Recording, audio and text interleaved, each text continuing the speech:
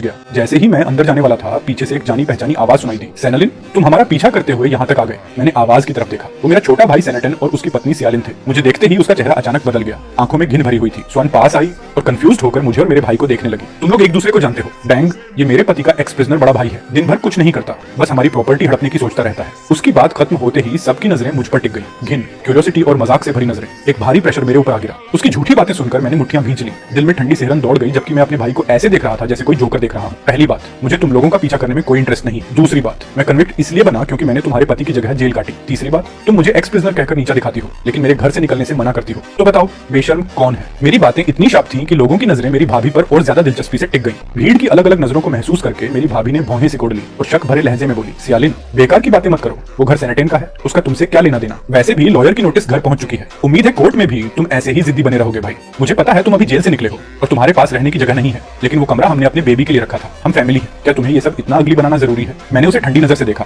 जितना ज्यादा सुन रहा था, मेरा दिल उतना ही जमता जा रहा था। मुझे सच में समझ नहीं आ रहा था कि वो छोटा बच्चा जो हर वक्त मेरे पीछे बड़े भैया कहते घूमता था, आखिर ऐसा कैसे बन गया कि मुझे मेरे ही घर से निकाल दिया। तब तुम लोगों को याद क्यों नहीं आया कि हम फैमिली हैं? अभी कुछ देर पहले जब तुम्हारी बीवी मुझे सबके सामने इंसल्ट और ह्यूमिलेट कर रही थी, तब तुमने क्यों नहीं कहा कि हम फैमिली हैं? सियालिन ने देखा कि सब लोग हमें देख रहे हैं, लेकिन शर्मिंदा होने की बजाय वो और ज्यादा घमंडी हो गई। वो मुझे ऊपर से नीचे तक घिन से देखते हुए बोली, सेंटिन, ये विला एक अरबपति लैंडलॉर्ड ने खरीदी। तुम यहाँ कोई सीन क्रिएट करने की सोच तो नहीं रहे? उसकी आवाज ऊंची थी, टोन पूरा एरोगेंट, जैसे वो खुद उस विला की मालकिन हो और मैं कोई चूहा हूँ जो चोरी से अंदर घुस आया हो। ये सुनते ही वहाँ मौजूद लोग मुझे नीची नजर से देखकर मजाक उड़ाने लगे। उसी वक्त स्वान वन मेरे सामने आकर खड़ी हो गई। उसकी भौहें सिकुड़ी हुई थी। सियालिन, क्या तुम लोगों के बीच कोई मिसअंडरस्टैंडिंग नहीं है? मिसअंडरस्टैंडिंग? बिल्कुल नहीं सेनेटिन, मैं तुम्हें सलाह देती हूँ कि अभी यहाँ से निकल जाओ। करोड़पति लैंडलॉर्ड बस आने ही वाला है। अगर तुमने उसे नाराज कर दिया तो पता भी नहीं चलेगा कैसे मरोगे। सियालिन की अगुवाई में सब लोग मुझ पर बेरहमी से अपनी नफरत उगलने लगे। उसी पल मुझे आखिरकार सबके असली घिनौने चेहरे साफ दिखाई दे गए। सुबान, जो अब तक कंफ्यूज थी, जैसे ही उसने सियालिन की बातें सुनी, उसका चेहरा और ज्यादा पीला पड़ गया। अब वो और सहन नहीं कर पाई। वो गुस्से से कांपते हुए अचानक मेरे सामने आकर खड़ी हो गई। सियालिन, चुप हो जाओ।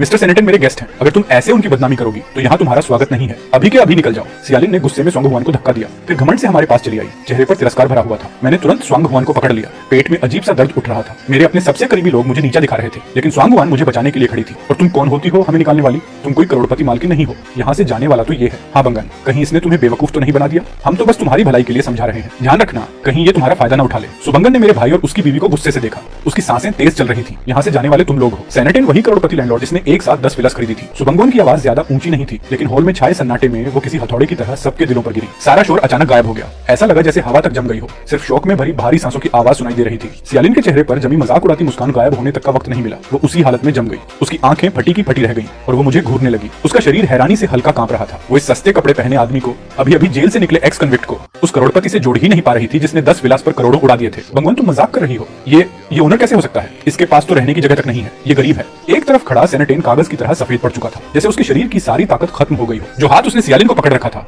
वो ढीला होकर नीचे लटक गया। वो मुझे बहुत अच्छी तरह जानता था और मैं भी उसे। मेरी आंखों में उसे गुस्सा नहीं दिखा, सिर्फ ऐसी ठंडक दिखी जैसे मैं किसी अजनबी को देख रहा हूँ। वही ठंडक उसके अंदर ऐसा डर भर रही थी जो उसने पहले कभी महसूस नहीं किया था। भैया, ये क्या हो रहा है? तुम्हारे पास इतना पैसा कहाँ से आया? मैंने उसके सवाल का कोई जवाब नहीं दिया। मैं बस वहीं खड़ा रहा, महसूस करते हुए कि जो नजरें पहले मुझे नीचा दिखा रही थी, अब उनमें रिस्पेक्ट, क्यूरियोसिटी और शर्म थी। ये एहसास अजीब था। पैसा जो सोशल स्टेटस देता है वो उस पर पूरी तरह सामने आ गया था। मैंने उन फैमिली मेंबर्स को देखा जिनके लिए मैं कभी सब कुछ कुर्बान करने को तैयार था, लेकिन उन्हें टूटते देखकर भी मुझे रिवेंज की खुशी नहीं हुई, सिर्फ एक अंतहीन उदासी महसूस हुई। सुबंगन हुआन ने माहौल की टेंशन को तुरंत महसूस कर लिया। वो पीछे नहीं हटी, बल्कि एक कदम आगे बढ़ी। वो सीधे मेरे बगल में आकर खड़ी हो गई। उसकी छोटी सी मूवमेंट जैसे पूरे हॉल के सामने उसका पक्ष साफ बता रही थी। सेनेटिन, सियालिन कॉन्ट्रैक्ट मैंने खुद मिस्टर सेन के साथ साइन किया था। क्योंकि तुम लोग मेरे खास गेस्ट की रिस्पेक्ट नहीं कर रहे, इसलिए यहाँ तुम्हारा स्वागत नहीं है। कृपया अभी तुरंत चले जाओ। सिक्योरिटी आने का इंतजार मत करो। सियालिन ने मुंह खोला जैसे फिर कोई तमाशा करना चाहती हो, लेकिन जैसे ही उसकी नजर सुबंगवान की ठंडी आंखों और आसपास लोगों की इल्जाम भरी नजरों से टकराई, उसका आखिरी घमंड भी टूट गया। उसने ऑकवर्ड तरीके से अपना ब्रांडेड बैग पकड़ लिया, वही बैग जो उसने मेरे लिए पैसों से खरीदा था, और अब वही सबसे बड़ा ताना बन गया था। सेनेटन ने सिर झुका लिया। उसने एक बार भी मेरी तरफ देखने की हिम्मत नहीं की। फिर वो टूटी हुई सियालिन को लेकर सबकी नजरों के बीच शर्मिंदा हालत में विला से बाहर निकल गया। लॉबी का ऑटोमेटिक डोर धीरे धीरे बंद हो गया, उन लालची आत्माओं को बाहर छोड़ते हुए। रात के अंधेरे में पार्टी की म्यूजिक फिर से बजने लगी, लेकिन अब सबकी नजरें मेरे लिए बदल चुकी थी। मुझे पता था ये सिर्फ शुरुआत थी। जिस घर पर उन्होंने कब्जा किया था, जिस इज्जत को उन्होंने पैरों तले रौंदा था, मैं वो सब एक एक करके वापस लेने वाला था। वहीं दूसरी तरफ विला से निकाले जाने के बाद भी सियालिन और सेनेटन को अपनी गलती का एहसास नहीं हुआ, बल्कि वो एक पुराने किराए के अपार्टमेंट में छुपकर फोन की स्क्रीन देखते हुए दांत पीस रहे थे। सियालिन बार बार सुबंगवान के मोमेंट्स स्क्रॉल कर रही थी। जलन ने उसका चेहरा बिगाड़ दिया था। वो ये मान ही नहीं पा रही थी कि जिस एक्स कन्विक्ट को वो पैरों तले रौंदती थी, वही अचानक करोड़पति बन गया। किस हक से? एक निकम्मा आदमी जो जेल में था, वो विला में रहने के लायक कैसे हो गया?